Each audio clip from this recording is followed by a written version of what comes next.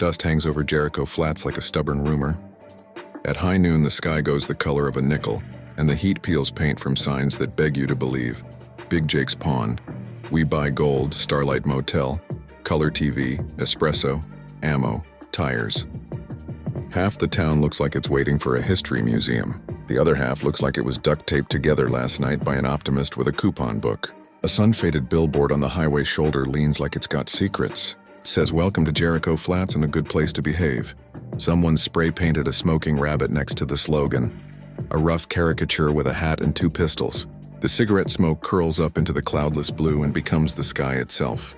On the main drag, 2 lanes of cracked asphalt named Constitution Avenue. A sheriff's SUV idles in the angled shade of the Silver Lariat Saloon and co-working space. The decals are gold leaf. The bull bar is polished. The tires look like they could roll over most problems. On the door, the star reads, "Sheriff Royce Calloway, Jericho Flats County Constable Interim Mayor, Acting, Chair of every committee that matters." Inside the SUV sits Royce in a crisp, pearl snap shirt the color of bleached bone, hat tipped just enough to tell the sun he's not impressed.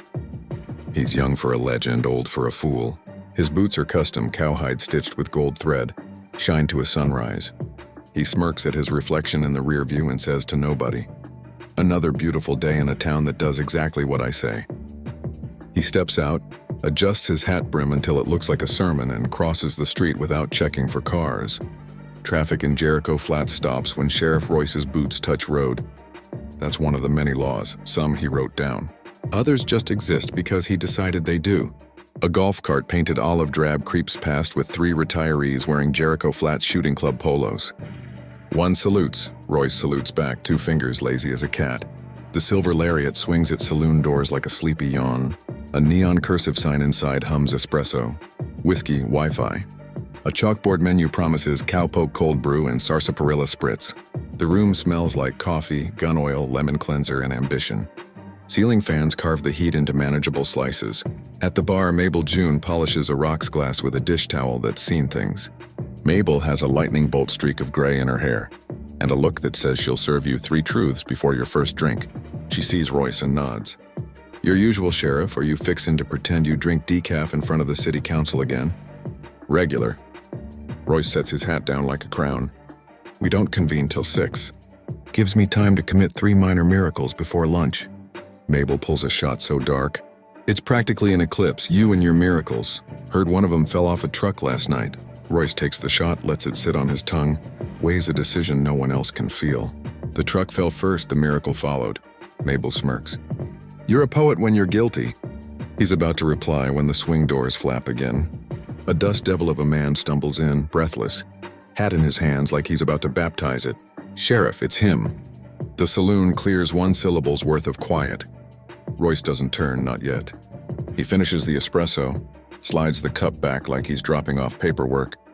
Who? He knows who, everybody knows who. But ritual matters. The man gulps air.